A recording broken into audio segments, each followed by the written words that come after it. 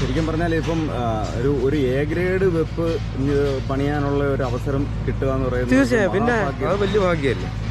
അപ്പം ഞാനൊരു 10 വർഷമായിട്ട് ഈ മേഖലയിലുണ്ട്. പക്ഷേ ഒരു പുത്തൻവള്ളം വെക്കാൻ വേണ്ടി ഞാൻ ഒരുപാട് അധികം വള്ളങ്ങളുടെ മെയിൻ്റെനൻസ് വർക്കുകൾ കുറേ വർക്ക് അതിപ്പോൾ കാട്ടിയാണേലും ഉണ്ട്.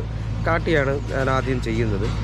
അപ്പോൾ അതിന് ശേഷമാണ് കുറേ നാളിന് ശേഷമാണ് ഇപ്പോൾ നമ്മുടെ നിരണം ചുണ്ട്. അപ്പോൾ അതെല്ലാം മെയിൻ്റെനൻസ് വർക്കുകളായിരുന്നു. പിന്നെ അതിനിടയ്ക്ക് കുറേ വള്ളങ്ങൾ ഒരു വെപ്പ് എ ഗ്രേഡ് ഒന്ന് അഴിച്ച് മൊത്തത്തിലൊന്ന് ഇതൊക്കെ പുളിക്കക്കളം പണിതായിരുന്നു.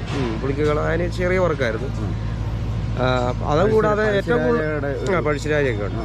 അപ്പോൾ അതുകൂടാതെ ഞാൻ ഒരുപാട് വള്ളം പണിത് 10 വള്ളത്തോളം അടുത്ത് പൊന്നാനിലാണ്. പൊന്നാനിയിൽ ഓൾറെഡി നമുക്ക് അവിടെ പേരുണ്ട്. എന്നെ 10 പേര് അറിഞ്ഞതും പൊന്നാനി വള്ളം വെച്ചപ്പോൾ എന്നെ 10 പേര് അറിഞ്ഞത് തന്നെ. പിന്നെ ആർക്കും അറിയത്തില്ലായിരുന്നു. കൃഷ്ണവണ്ടിയാചയുടെ മകനാണെന്നറിയാം. പക്ഷെ എന്നാലും വള്ളം അതെ അങ്ങനെ ഇന്നിപ്പോൾ ഇതിൻ്റെ ഉളിവുത്തും കാര്യങ്ങളൊക്കെ തീർച്ചയായും എൻ്റെ വലിയ സ്വപ്നമാണ്. നമ്മുടെ ഇതിൻ്റെ സമയം അതുകൊണ്ട് ഇവിടുന്ന് കയറി പോകണം.